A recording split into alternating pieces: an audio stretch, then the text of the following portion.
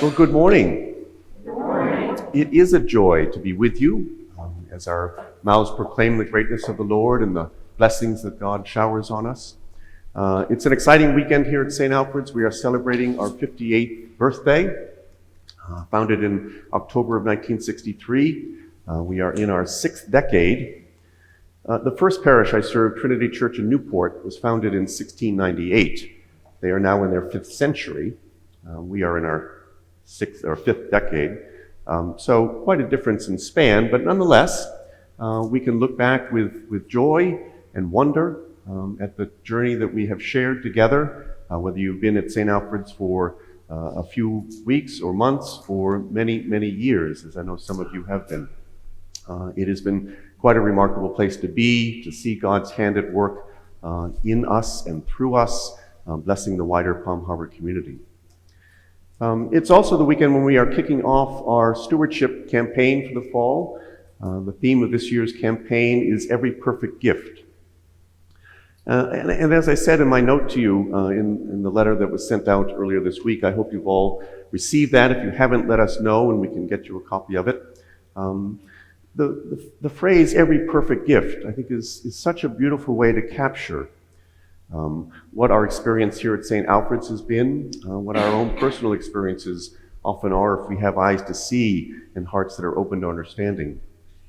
That God really does provide every perfect gift that we need for our faith journey, for the work that we have been given to do to build up God's kingdom. It is perfect in what it provides us. And it is a gift that comes from God. God has gifted us not only with particular talents that we use to build up God's kingdom, to work together, to bring people back into the fold of God's people, but God's timing in providing those gifts is also perfect. And I know that's often at odds with our own experience. When we pray for something, when we're seeking something, perhaps a perfect gift to do something that we feel needs to be done, we're often impatient, aren't we? And yet, my experience over and over again is that God's timing is perfect. And so this reality that every perfect gift is provided, not only for the task at hand, but at the perfect moment in time for us to carry out this work of being a community of faith, of building up God's kingdom in the here and now. And I want to keep that phrase in mind, every perfect gift, as I turn the sermon time over to our senior warden and the chair of our pipe organ committee, Scott Garrett, who is going to reveal some very exciting news for all of us here at St. Alfred's. And that theme of every perfect gift, I think, will become more evident to you, both God's perfection in the gift itself and in God's timing. So without further ado,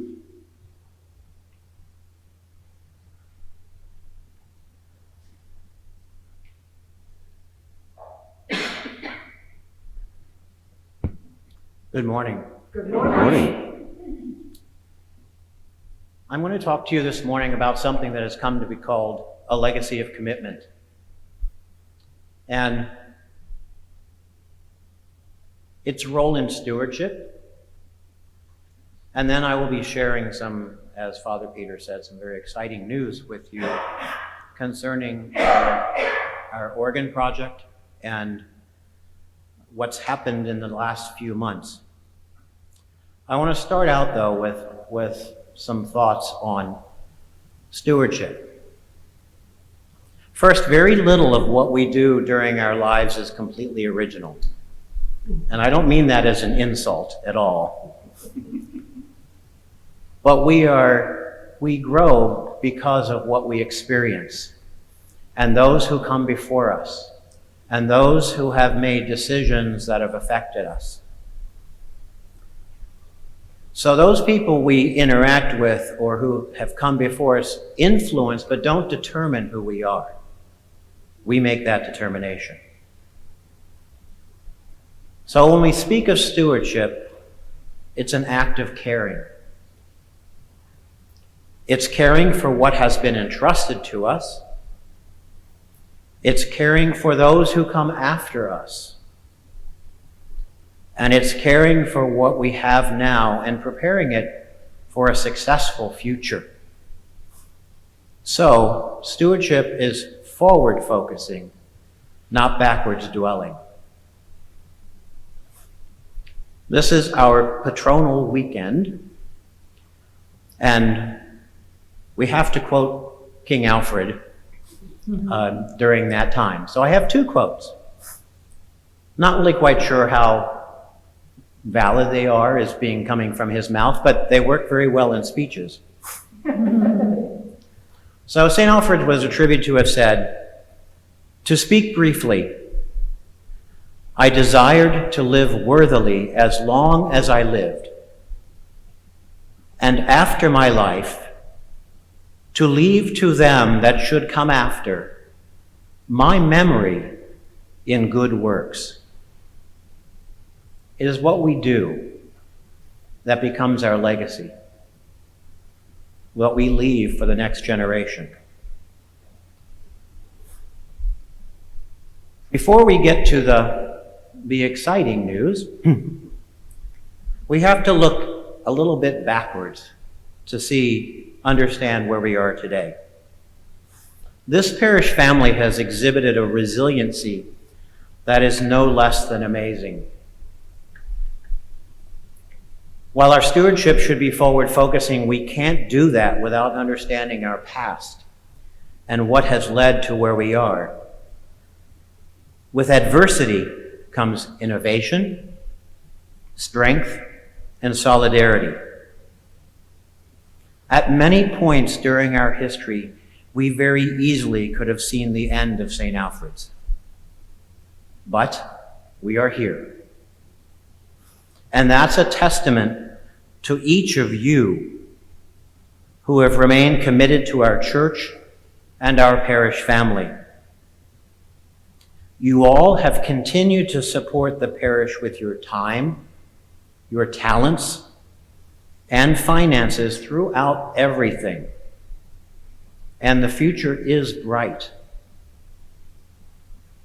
As we come out of this dark pandemic period, I think that we have so much to be thankful for.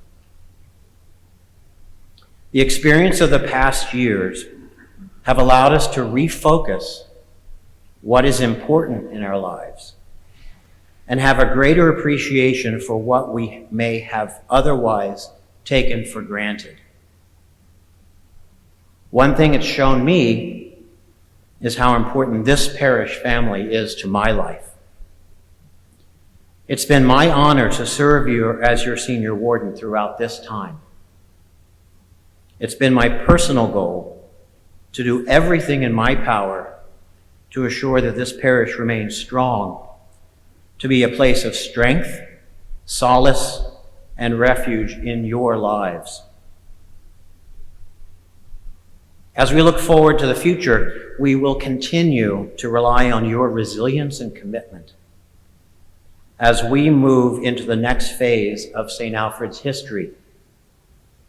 Your presence and support continue to be critical to the success of our ability to share this holy place with others and to bring them into this family that we value so much.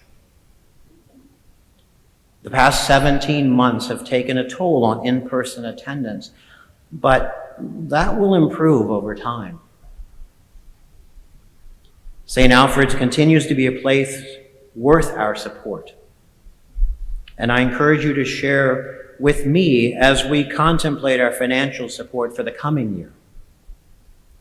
We continue to have much to offer those who are seeking a faith community now and for the future. Now, throughout the history of this parish, the music program has played a critical role in the church's existence. And I will be the first to admit that I may not be the most objective person when talking about this. But for the past 15 years, the music program has been a source of stability in what was at times an otherwise very unstable environment.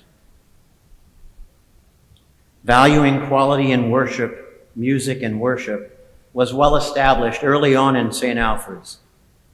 Father David Moores, the second rector of St. Alfred's, once stated that the church was a place where art, music, liturgy, majesty, and mystery ought to be combined to give people a sense of God.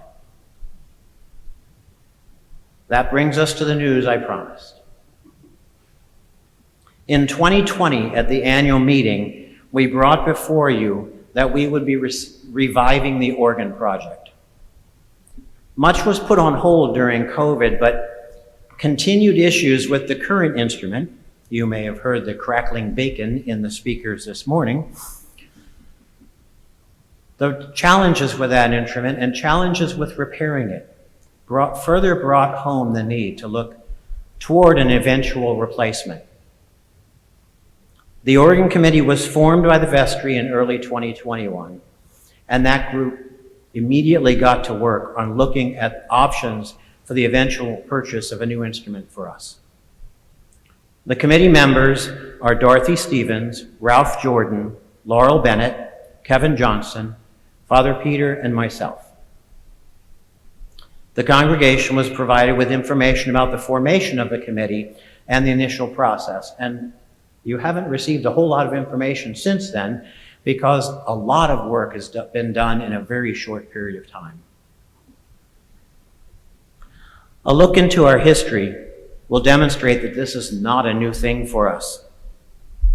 When the church building was built in the mid-'80s, the plans included the chamber that is behind the speaker cloth to the right of the chancel area. Some of you may wonder what that is. It was built to house organ pipes. Right now it houses storage and speakers. In the 1990s, the church started a pipe organ project, but that did not come to fruition. In 2008, we renovated the church to build the new choir area, make acoustical changes to the sanctuary. You may recall that we installed the tile floors. That wall to the right was added to deflect sound out into the nave. And we added the platforms behind the choir, all with the intent of a future installation of a pipe organ. But we were again unable to proceed with the organ at that time. Throughout its history, it was clear that we were moving down the path of installing a pipe organ at St. Alfred's.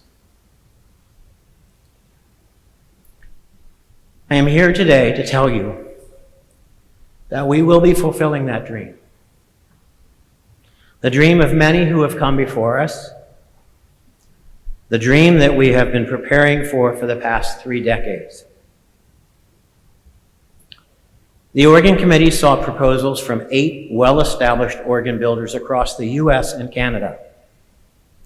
This field was eventually narrowed to 3 based on the proposals that we received from those builders and their ideas and how those ideas fit with our vision. We had the opportunity to hear and for Kevin to play examples of each of these 3 builders. Those 3 builders provided us with specifications for the new organ for St. Alfred's. And after much consideration, we have selected the Cassavant organ builders of St. Hyacinth, Quebec, Canada. So all of you on Facebook today from Canada, we're coming to your country to find ourselves an organ.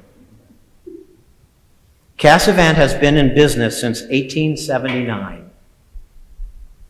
Their first instrument, built in 1880 in Montreal, is still in use every Sunday. They built their first instrument that was installed in the US in 1895. They've been around a long time, and they're well known for their quality. In the Tampa Bay area, Cassavant has instruments at Peace Memorial Presbyterian Church in Clearwater, St. Matthew's Episcopal in St. Petersburg, St. Clement's Episcopal and Palmacia Presbyterian Church in Tampa. Their quality, professionalism, history, and engagement in the process were important elements in our decision-making process.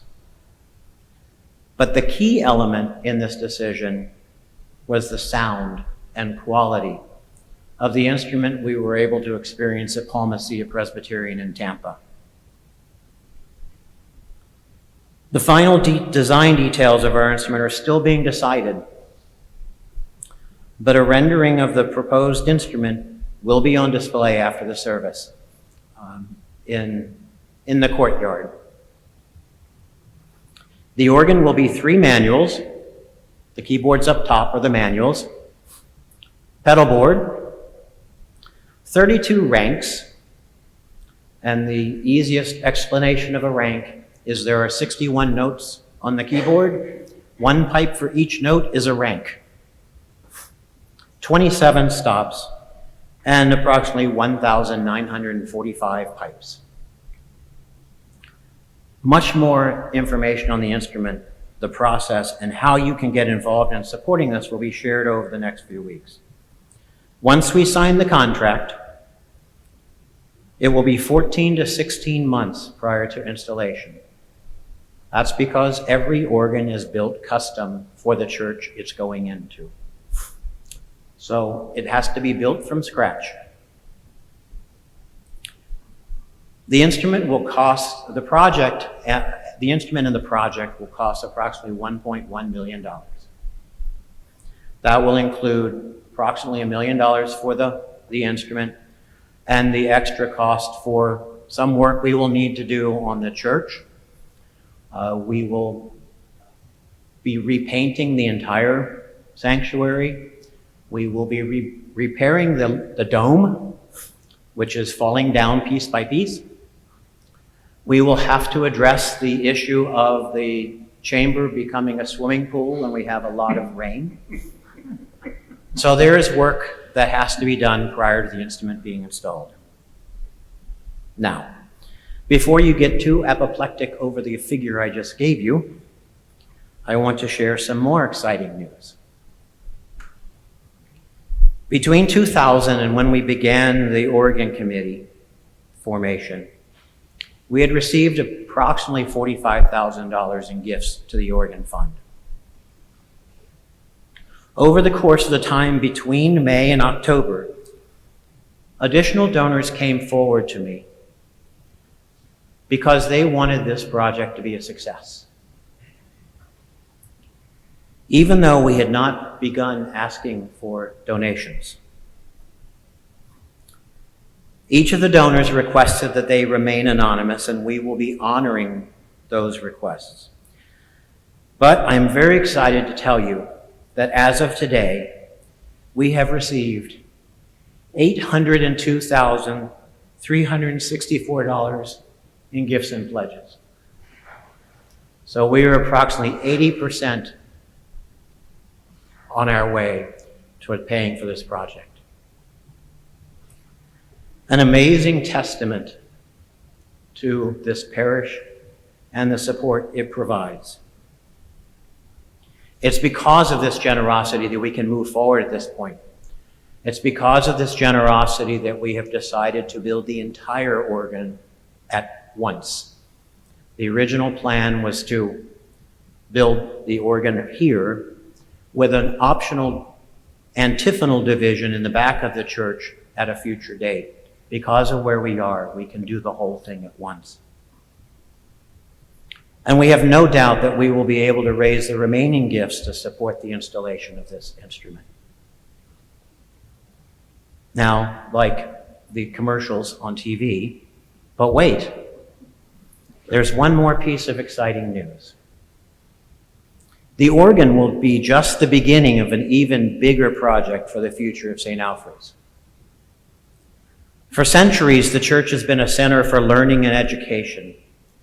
Once again, paraphrasing something attributed to Alfred the Great. The saddest thing about any man is that he be ignorant. And the most exciting thing is that he gains knowledge.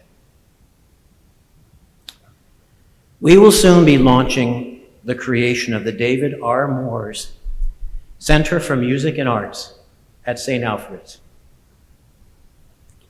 We're working through the details on this right now. But the goal is the creation of a center for the advancement of music and the arts as an expression of our faith at St. Alfred's Episcopal and for the surrounding community. Donations raised through the center will provide for scholarships for instruction in piano and organ in North Pinellas County, for the growth of the next generation of church musicians.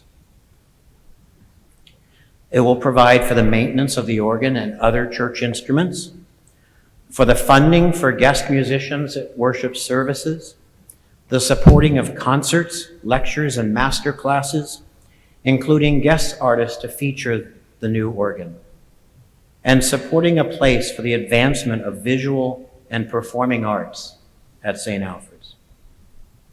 All funds in excess of what are needed for the organ project will go to seed the creation of this center for music and the arts. We seek to make this church a destination for not only quality worship and Christian formation, but also a haven for learning and experiencing the arts in all their forms.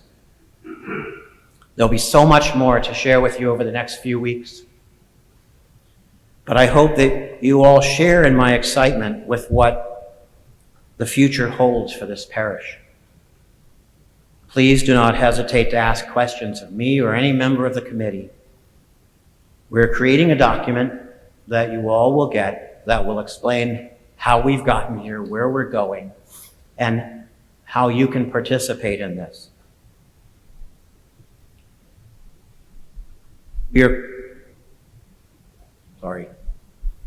So with that, once again, I want to say thank you for all of your support in the past and all of your support in the future for fulfilling this dream that has been in place for so many years.